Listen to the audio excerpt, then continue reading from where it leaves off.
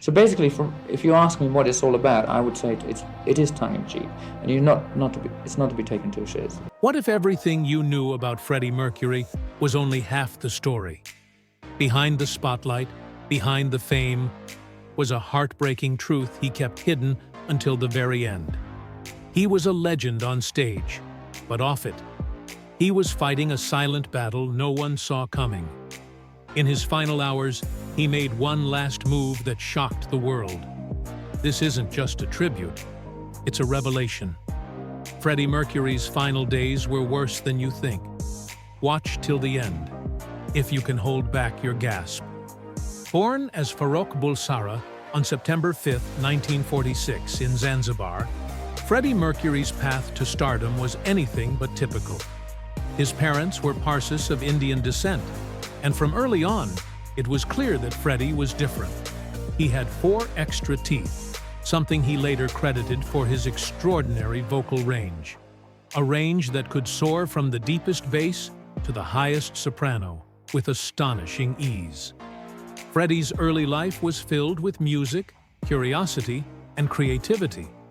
At just 8 years old, his parents sent him to St. Peter's School in Panchgani, India, a disciplined British-style boarding school tucked away in the hills near Mumbai.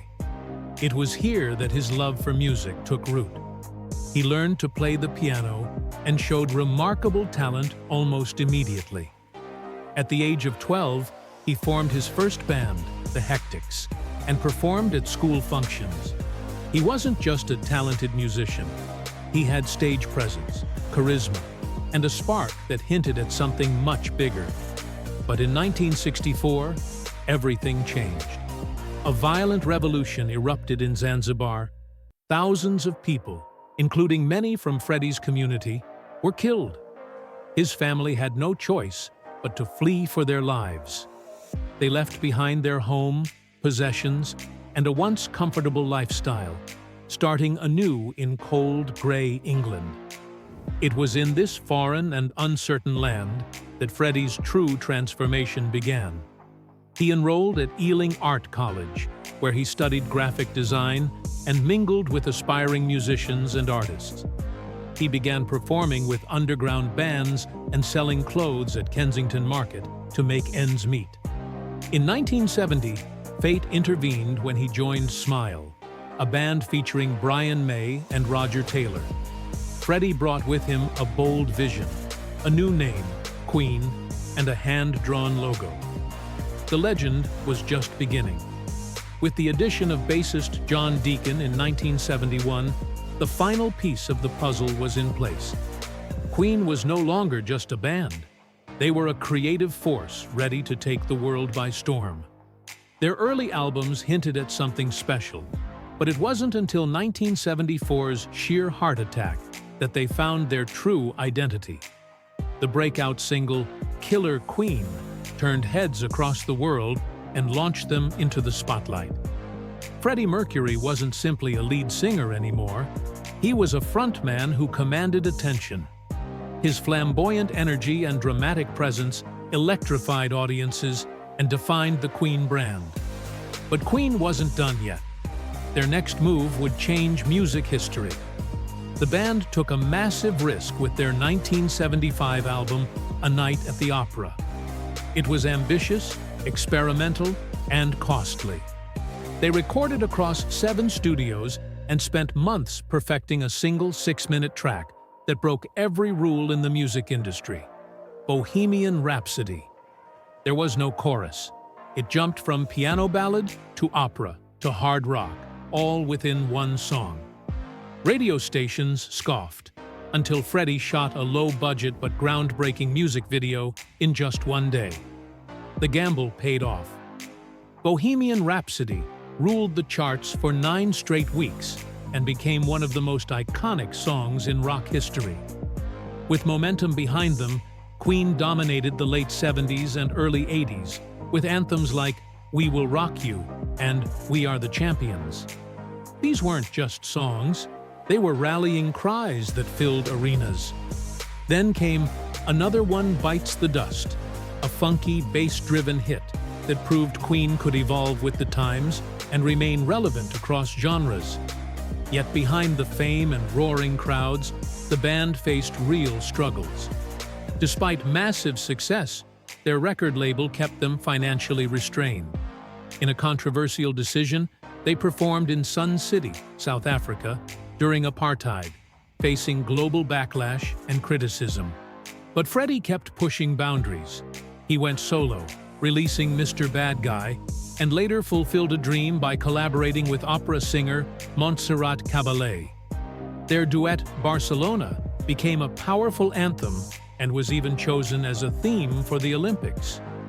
By the late 1980s, Freddie received a devastating diagnosis. He was HIV positive, but he kept it a secret from the public. He refused to be seen as a victim. Instead, he returned to the studio and gave everything he had, recording albums like The Miracle and Innuendo.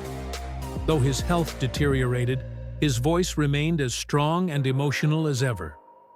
At the 1990 Brit Awards, Freddie's appearance shocked fans.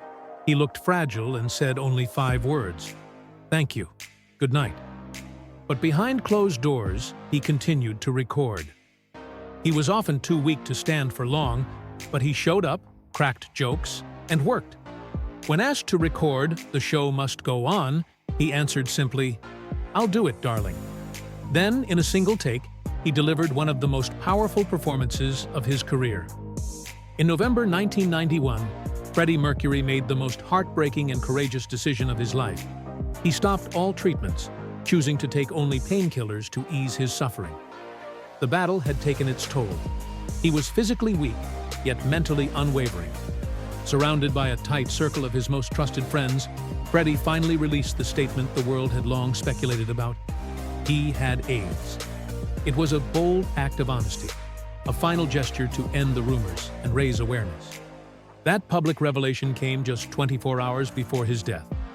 On November 24, 1991, at exactly 6:48 p.m., Freddie Mercury passed away peacefully at the age of 45.